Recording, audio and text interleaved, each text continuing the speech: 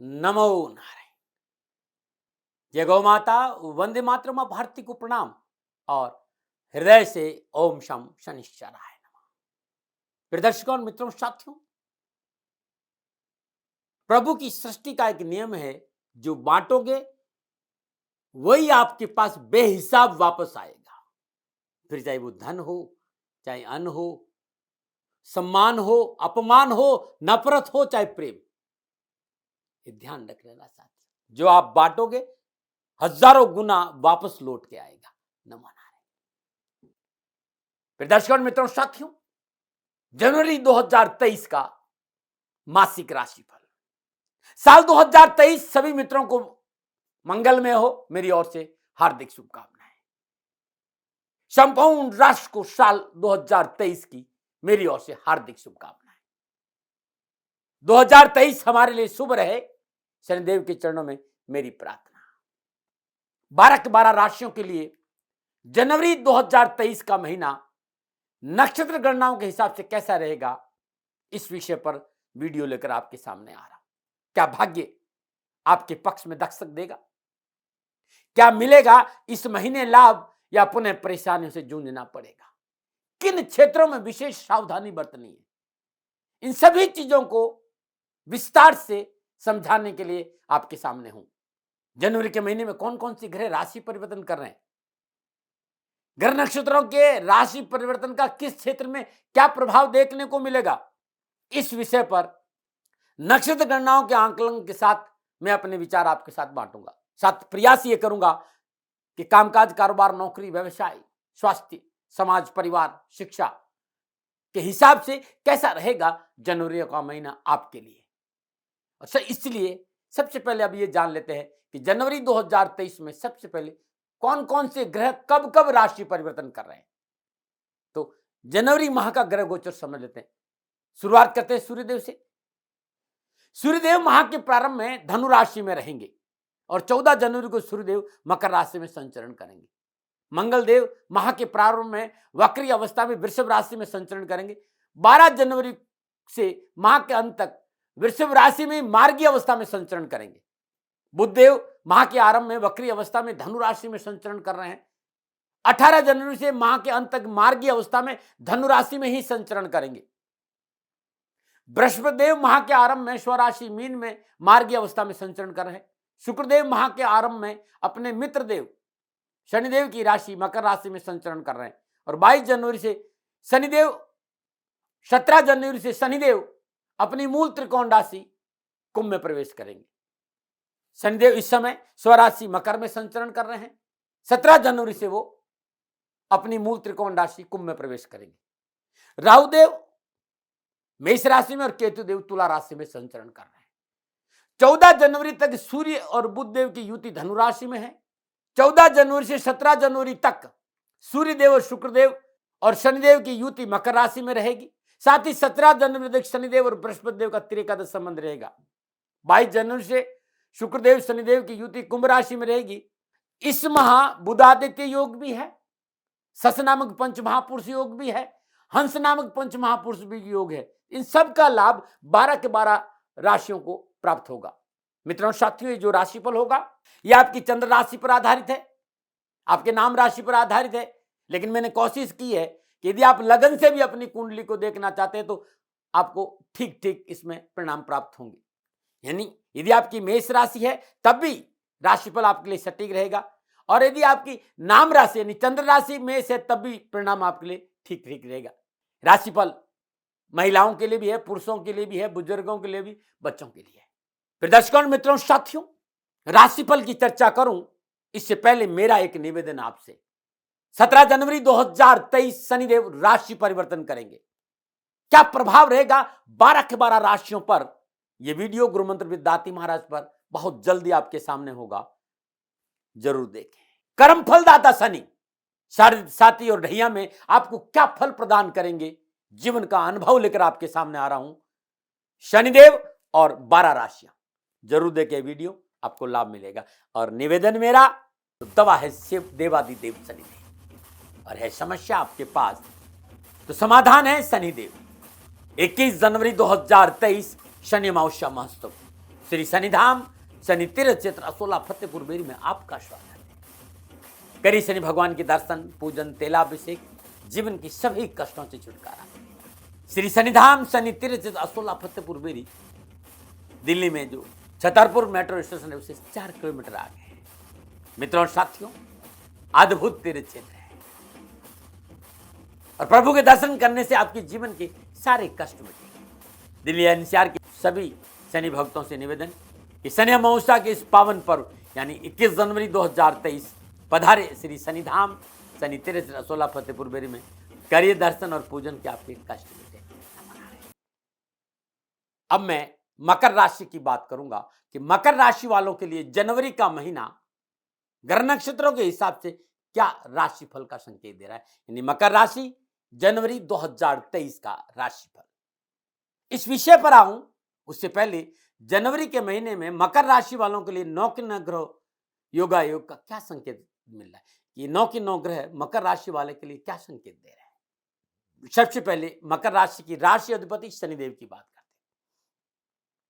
मकर राशि वालों के लिए शनिदेव जनवरी महीने के प्रारंभ में लग्नेश और द्वितीयेश होकर पंचमेश, दसमेश शुक्रदेव के साथ, पंचम भाव का और 10वें भाव का स्वामी शुक्रदेव, उनके साथ मकर राशि लगन भाव में संचरण कर रहे हैं। मकर राशि वालों के लिए 14 जनवरी से 17 जनवरी तक शुक्रदेव अष्टमेश सूर्य तथा लग्नेश और द्वितीय शनि के साथ युति संबंध में मकर राशि में लगन भाव में रहेंगे। लगन भाव में विराजमान शुक्रदेव सूर्यदेव शनिदेव की सप्तम पूर्णदृष्टि सप्तम भाव पर है। कामकाज, कारोबार, नौकरी, व्यवसाय में नए संबंध बनेंगे। व्यवसाय में किए गए प्रयास सार्थक सिद्ध होंगे।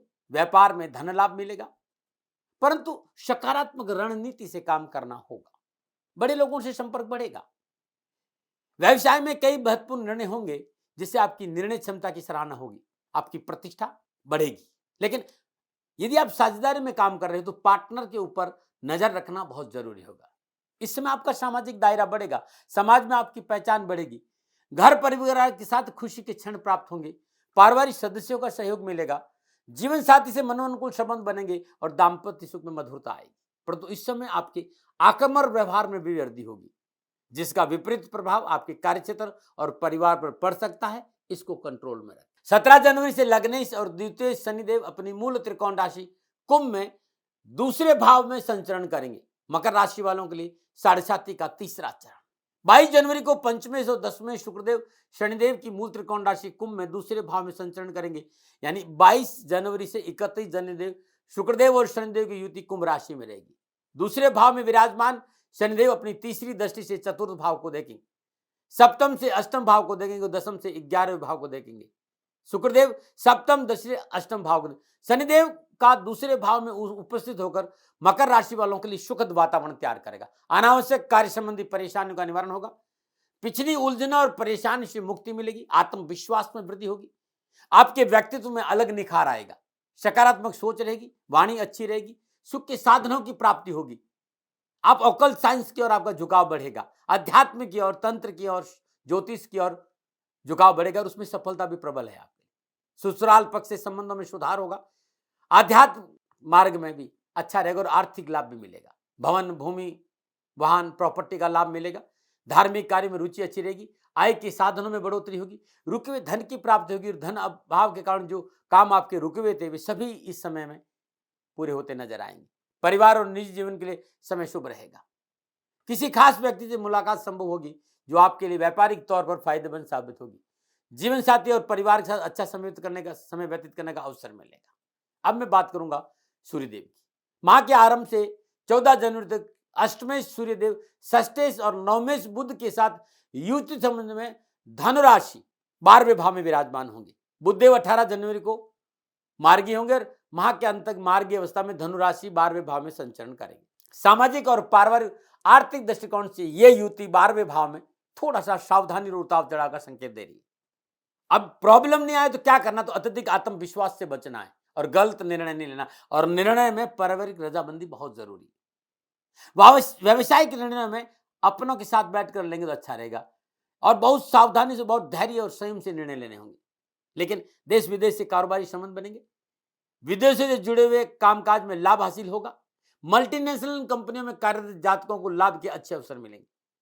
पारिवारिक सदस्य समाज में किसी वार्तालाप करते हुए थोड़ा सा शब्दों का चयन अच्छा रखना है, बहुत जरूरी। आपसी मतभेद से बचे। पारिवारिक सदस्य रिश्तों में तल्खी न्याय विशेष ध्यान दें।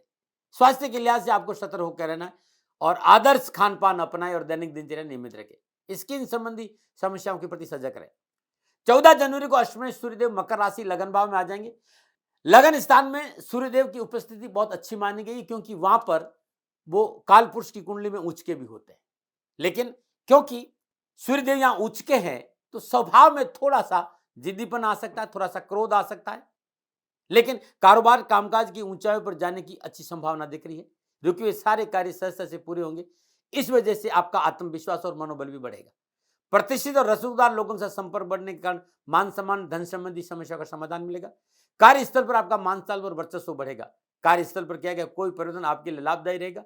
गोचर ये भी संकेत है कि कार्य के प्रति आपकी रुचि, आपकी मेहनत आपको अवश्य सफलता दिलाएगी और राह आसान होगी। अब बात करते हैं जनवरी के महीने में मंगल देव मकर राशि वालों के लिए क्या संकेत है। मंगल देव चतुर्दशी और एकादशी होकर माह के प्रारंभ में वक्री अवस्था में वृषभ राशि पंचम भाव में संचरण करें और 12 जनवरी को मार्गी हो जाएगी। मंगलदेव चतुर्थ सप्तम और अष्टम दृष्टि से अष्टम एकादश और द्वादश भाव पर रहेगी इनकी दृष्टि। कामकाज कारोबार व्यापार आर्थिक दृष्टिकोण से अनुकूल रहेगा। व्यवसाय जो प्रयास है धन लाभ में बढ़ोतरी का संकेत दे रहा है। व्यवसाय में नए नए प्रयोग करने का अवसर मिलेंगे और व्यवसाय विस्तार का मौका मिलेगा। कार्य क्षमता के साथ कार्य कुशलता में बढ़ोतरी होगी। व्यर्थ के भय भ्रम भ्रांति से पीछा छूटेगा। नए जोश और उत्साह के साथ कार्य में आगे बढ़ेंगे। कार्य व्यवसाय में मनोनुकूल सफलता के साथ साथ आर्थिक सुदृढ़ता आएगी। कैरियर की दिशा में कहें परिश्रम का फल प्राप्त होगा और प्रयास सार्थक होंगे। अपने शौक को व्यावसायिक तौर पर अपना सकते हैं और नौकरी में अनुकूलता आएगी। यदि आप बेरोजगार हैं तो रोजगार के अच्छे साधन मिलेंगे। अब बात करते हैं बृहस्पति देव की कि बृहस्पति देव मकर राशि वालों के लिए जनवरी 2023 के महीने में क्या संकेत है। बृहस्पति देव आपके लिए द्वादशेश और तृतीयेश होकर स्वराशि मीन में तीसरे भाव में संचरण करें और तीसरे भाव में विराजमान बृहस्पति की पंचम सप्तम नवम दृष्टि सप्तम नवम एकादश भाव पर रहेगी। भाग्य स्थान पर बृहस्पति की दृष्टि है। यह समय उन जातकों के लिए महत्वपूर्ण जो अपना काम शुरू करना चाहते हैं। इस समय आप नया काम शुरू कर सकते हैं और पहले से चले आ रहे काम में विस्तार भी कर सकते हैं। एक से अधिक आय स्रोतों का लाभ मिलेगा। भाग्य का पूरा पूरा साथ आपको मिलेगा और कार्यस्थल पर आपका वर्चस्व रहेगा। कार्य क्षमता में वृद्धि और कार्य का प्रदर्शन भी बहुत अच्छा रहेगा। पार्टनर के व्यापार में अच्छे संबंधों का लाभ मिलेगा। नौकरी में सुखद अनुभव करेंगे। सहकर्मियों के साथ अधिकारियों के साथ अच्छा सहयोग प्राप्त होगा। वे लोग जो सिंगल है तो निजी रिश्ते विवाह में परिवर्तित हो सकते हैं।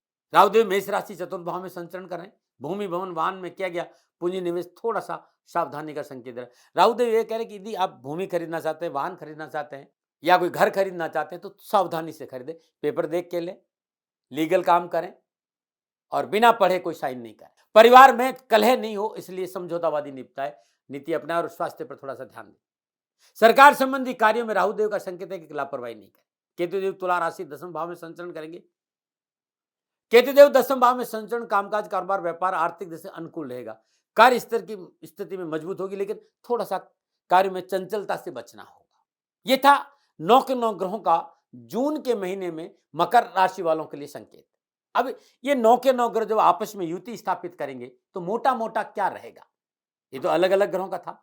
अब मोटा मोटा सभी ग्रह जब आपस में योगा योग और युति देखे तो मकर राशि वालों के लिए जनवरी का महीना संपूर्ण ग्रह योगा के हिसाब से कारोबार कैरियर के क्षेत्र में बेहतर परिणामों का संकेत दे रहा है। कार्य विस्तार का मौका मिलेगा। रोजगार के एक से अधिक साधन उपलब्ध होंगे। मनोबल मजबूत होगा। इस महीने आप थोड़ी राहत भी महसूस करेंगे।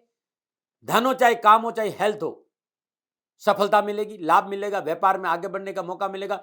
धन लाभ के स्रोत बढ़ेंगे। पैसे संबंधी परेशान से मुक्ति मिलेगी। समय अनुकूल और लाभ का संकेत रहे। पूंजी निवेश आपके लिए शुभ रहेगा और धन प्राप्ति के योग अच्छे नजर आ रहे हैं।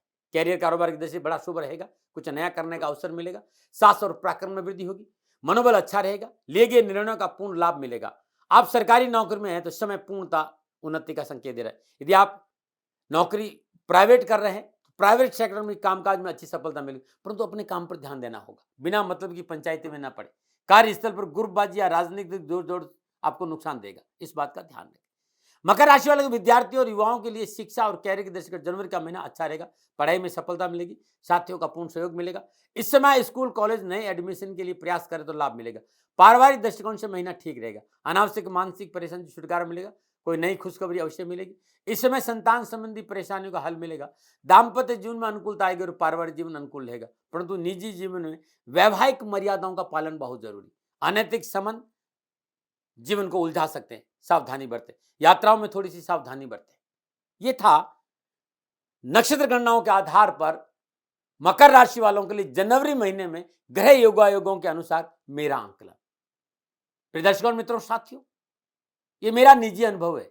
लादने का स्वभाव कभी नहीं रहा, न भय, न भ्रम, न भ्रांति, न विवाद, न तर्क। सेकंड ओपिनियन का अधिकार आपके पास था, आपके पास है और आप ही के पास रहेगा। हाँ, मकर राशि वालों को जनवरी के महीने में हर रोज प्रातःकाल नित्य कर्म स्नान उपरांत सूर्य उदय से पूर्व एक सरसों का तेल का दीपक पीपल के वृक्ष में जरूर जलाना चाहिए और सूर्य से उदय से पहले सुदासन पर बैठकर शनिदेव का श्रद्धापूर्वक पूजन करने के बाद ओम ह्रीम सूर्यपुत्राय क्लीं कृष्णाय नमः इस मंत्र का श्रद्धानुसार माला जाप करेंगे तो पूरा महीना खुशियों से बीतेगा। शनिवार के दिन श्रद्धानुसार भोजन गरीबों को अपने हाथ से खिलाना उत्तम लाभ रहेगा।